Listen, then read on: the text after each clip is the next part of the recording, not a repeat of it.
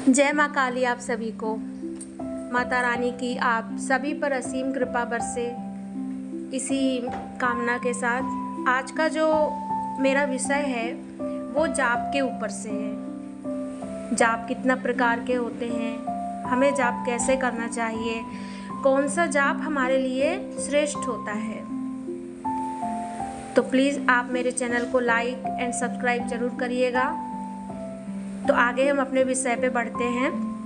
देखिए, जाप जो है वो 3 प्रकार का होता है। पहला होता है मानसिक जाप, दूसरा होता है उपांशु जाप और तीसरा होता है वाचिक जाप। अगर सबसे पहले मैं श्रेष्ठता की बात करूं तो तीनों जाप में सबसे श्रेष्ठ जो होता है वो मानसिक जाप होता है। वो इसलिए होता है कि मानसिक जाप में हम जो मंत्र होता है उसे हम बोलते नहीं हैं, वो हमारे दिमाग में चलता रहता है।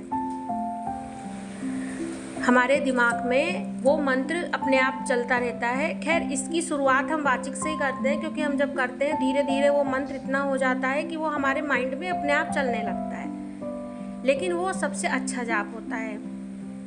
तो जो मानसिक जाप होता है उसे आप अगर बैठे हैं, घर में काम कर रहे हैं या कहीं जा रहे हैं, तो आप इस जाप को आराम से कर सकते हैं।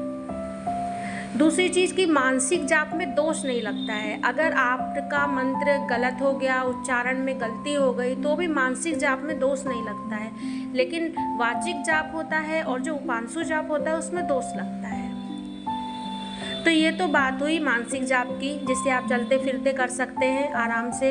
इसमें कोई दोष नहीं होता है। इसका आपको जो फल भी होता है ज़्यादा मिलता है। इसके फ़ायदे भी बहुत सारे हैं। इसमें आपका जो माइंड है वो बहुत ज़्यादा, मतलब आपको कोई टेंशन नहीं होती है। आज के समय में जो इतना सब परेशान चल रहे हैं उससे मुक्ति मिलती है। जो डिप्रेशन में चले जा रहे हैं, ये कंडीशन आपके साथ कभी नहीं आ सकती लाइफ में अगर आप मानसिक जाप कर रहे हैं तो।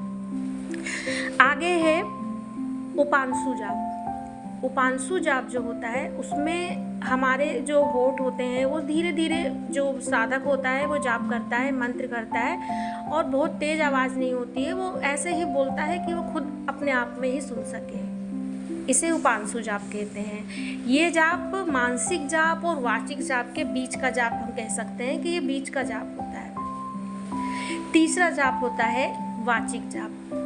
वाचिक जाप में आपको मंत्र या जाप बोल बोल के करना होता है, बोलना होता है, या आप बोलते हैं, बोल के करते हैं। इस जाप में, वाचिक जाप में आपको आसन की ज़रूरत पड़ती है, आपको आसन की, माला की ज़रूरत पड़ती है। मानसिक जाप में आपको माला नहीं चाहिए, आपको आसन नहीं चाहिए। लेकिन उपांशु और वाचिक जाप में आपको आसन और माला की ज़रूरत पड़ती है।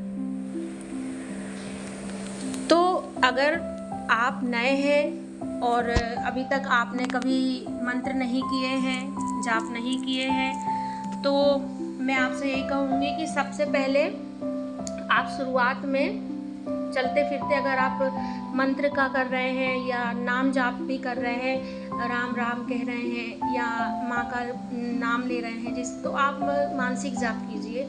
मानसिक जाप से आपको बहुत सारे फ़ायदे होंगे।